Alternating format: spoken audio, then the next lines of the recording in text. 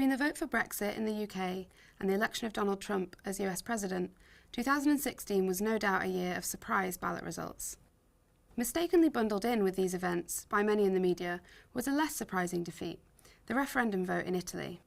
Prime Minister Matteo Renzi, having failed to pass his proposed constitutional reforms with the necessary two-thirds majority, was required, somewhat ironically by the very constitution he was attempting to change, to put his reforms to a popular vote. Turnout for the referendum was a massive 65%, prompting Renzi to call it a feast of democracy, as shown in this Guardian article. The result, however, must have been hard to swallow. It was a resounding rejection of the proposals at 59.1% for no. This outcome prompted Renzi's immediate resignation, sticking to a promise he'd made in the early days of the campaign, as reported by The Guardian in its article, Matteo Renzi repeats vow to quit as Italian PM if he loses referendum. On the day after Renzi's defeat, the BBC stated, "Italy wakes up on Monday to the threat of a banking crisis, political turmoil, and a group of anti-establishment populists banging on the doors of government." But what was this referendum really about? Who opposed it and why? Perhaps most importantly, whose victory was this? The proposals put forward by Renzi, should they have been accepted, would have been the most significant revision of Italy's constitution since it came into force in 1948, as reported in this International Business Times piece. The key element would have been radical changes to Italy's legislative process, as The Guardian reported in its Italy Referendum, All You Need to Know About Renzi's Crunch Vote. Under the proposed reforms, the Senate would lose almost all its power. The number of senators would be reduced from 315 to 100, and the remaining senators would no longer be elected directly. It would mean that most laws could be passed, including Italy's budget, by the Chamber of Deputies without consulting the Senate. Big business interests, the piece continues, support the changes because they think it will make Italy more stable and help the government pass legislation that they argue is necessary but may not be popular, including tax and labour reforms. In fact, as the New York Times noticed, the reforms aimed at streamlining the Italian government to make way for deep economic reforms.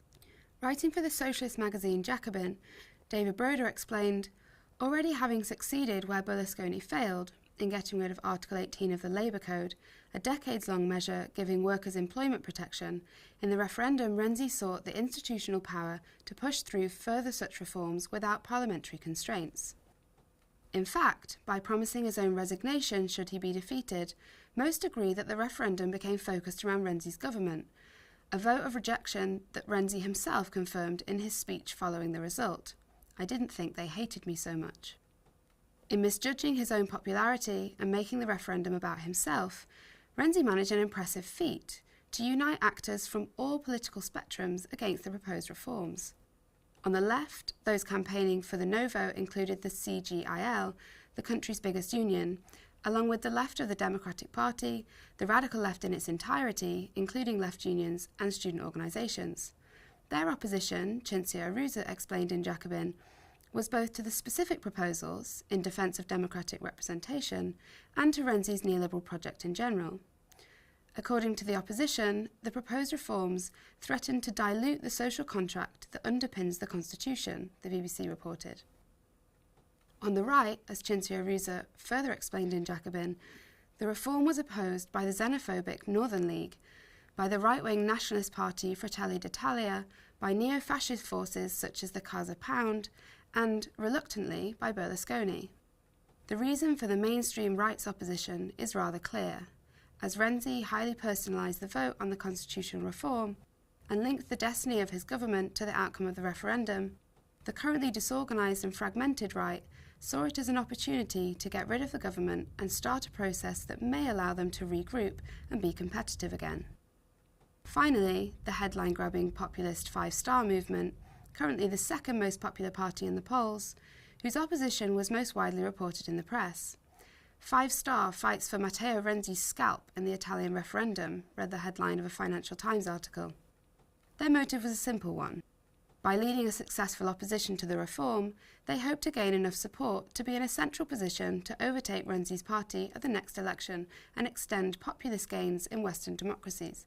Much of the coverage of Italy's referendum has attempted, with varying success, to draw parallels with voting patterns in other countries.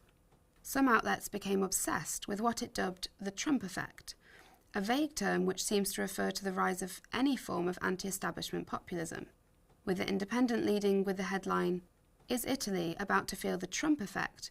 with Prime Minister Matteo Renzi's referendum, and The Observer including the referendum as part of its series on the threat to liberal democracy, reporting that it is benefiting from a Trump effect. As David Broder noted in his Jacobin piece, papers offered a gloomy take on what was at stake in the Italian constitutional referendum. The Sunday Times headlined that Prime Minister Renzi resists the march of the radical right. A piece in The Independent went with, "Italy goes to the polls in critical referendum that could destabilise Europe," whereas another declared, Sunday, December 4th, the most dangerous moment for Europe since Brexit. It's no surprise that the media panicked. The European Union and the Eurozone, crucial instruments for European and American business interests, have never looked so unstable. And as Perry Anderson pointed out in his prescient London Review of Books piece in 2014, Italy is the real weak link in the EU, at which it could theoretically break. The New York Times predicted Italy's result by arguing that voters have been swept up by many of the same forces that led peers in Spain and Greece to vote for upstart parties, the British to vote to leave the European Union, and Americans to elect Donald J. Trump. With populist anger rising, read their headline, "Italy may be the next domino to fall." Apart from recognising that these events happened in the last couple of years and were driven by some kind of dissatisfaction with the status quo, this comparison did not offer much of an explanation. Two of these examples describe the successes of Podemos and Syriza, two radical left organisations proposing socialist solutions to the crisis of neoliberalism. Two of them, Brexit and Trump, are right-wing populist victories that represent no solutions to the crisis they cannot name. The New York Times piece continues, "Support for Mr. Renzi's changes is strong among voters older than 65 and weak among people younger than 45, a group that opponents of the changes lead by 20 percentage points. And why might it be that Renzi is most unpopular among younger voters? In Italy, the youth unemployment rate is still around 35%. In the country's south, where opposition to the change is solid, it's nearly 50%. On the New York Times opinion pages, the piece "Don't Worry About the Italy Vote" stated that young voters were angry about enormous youth unemployment. They hate begging for poorly paid jobs, not enough to let them plan for the future. It grasps this patently obvious correlation. If the referendum had a larger meaning, it was a vote on Mr. Renzi's place in Italian politics, not on Italy's place in Europe. Likewise, The Independent reassured, "Italy referendum nothing to do with the EU, and more complex than populism," Italian economic experts say. Cinzia Arruzza is clear in her conclusions. The main motivation behind the no vote was the opposition to the government. But regardless of the diverging motivations behind the no vote, the referendum outcome defended democracy and popular sovereignty, destabilised the political system in a phase in which stability only means further attacks on democratic liberties and social rights, and opened up a political space for a possible rebirth of social movements. So what happens now? The Telegraph's business section focused on the impact on Italy's already weak banking sector.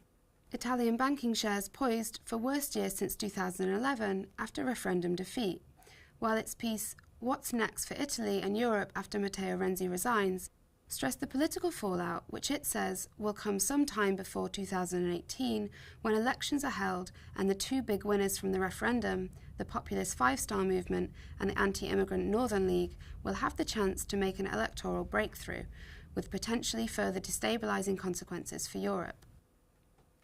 The Independent, meanwhile, asked the question on everyone's mind. Italy referendum. Does Renzi's exit spell disaster for the EU project? The answer, in the words of the German Foreign Minister, the result in Italy was not a positive development in the case of the general crisis in Europe. According to Fortune's piece, what Italy's no means for the euro and banks, however, the worst-case scenario, which could include snap elections won by a single party, anti-euro government like the populist Five Stars movement, still looks very unlikely. A big majority of Italians want to keep the euro. The longer term looks a lot worse though. This is because of the sorry state of Italy's banks, which look set to need drastic intervention if they're not to fail, as the Fortune piece reports. The new government may have to seek the kind of Eurozone IMF-funded bailout that Spain got in 2012. If the past is any guide, the pro-European Italian mainstream will explore this option before they risk fresh elections and handing over power to the Five-Star Movement. Either way, the public will get to deliver its verdict no later than 2018, when the next general election is due. Currently, the Eurosceptic Five-Star Movement, that's sceptical of Italy keeping the euro, not of staying in the EU, is polling at 30% and has repeatedly promised to hold its own it-exit referendum on staying in the euro should it ever come to power. So while Renzi ally and ex-Foreign Minister Paolo Gentiloni, named Renzi's successor in December, may hold off elections to keep the Five-Star Movement from power for now, he'll have an imminent banking crisis to deal with in the interim. The loser is clear, the winner less so, as the New York Times candidly put it.